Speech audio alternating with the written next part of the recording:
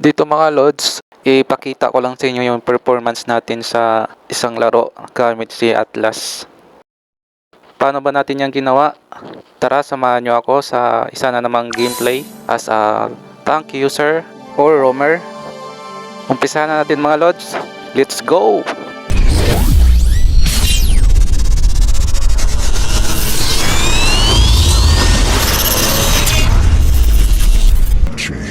So ito yung rotation natin gamit si Atlas.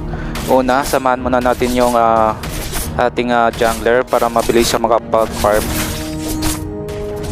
Tides rise, tides fall. This is the way.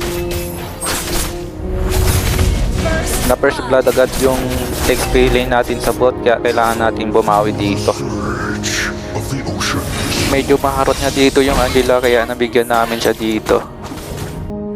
Medyo logging nga yung XP lane natin sa bot, kaya tinalawan namin dito. Kaya nabigyan namin dito yung Irenos. Nakadalawang assist na tayo agad. Magaling din yung marksman namin sa top, kaya hindi ko muna dinadalawan. Resting at the bottom Dito may turtle na, kaya tamang sunang tayo dito. doesn't feel Free turtle tayo dyan kasi wala nang balak mag-contest yung kalaban.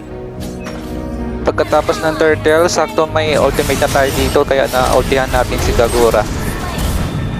So dito mga lods, nakapwesto tayo dito sa turtle. Kaso pumalak nila ditong mag-contest. Yun nga lang, nahuli natin silang dalawa, kaya nabigyan namin sila dito.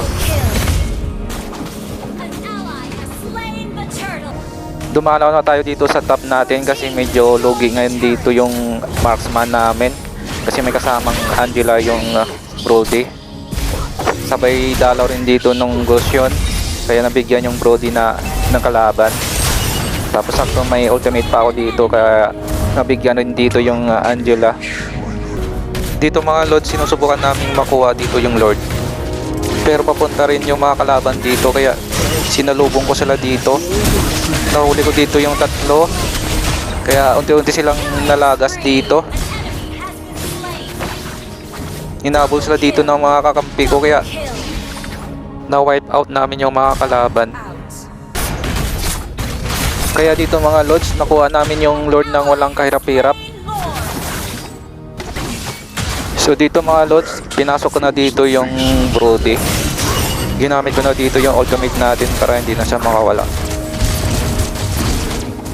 So dito mga lords, tinapos na namin dito yung laro.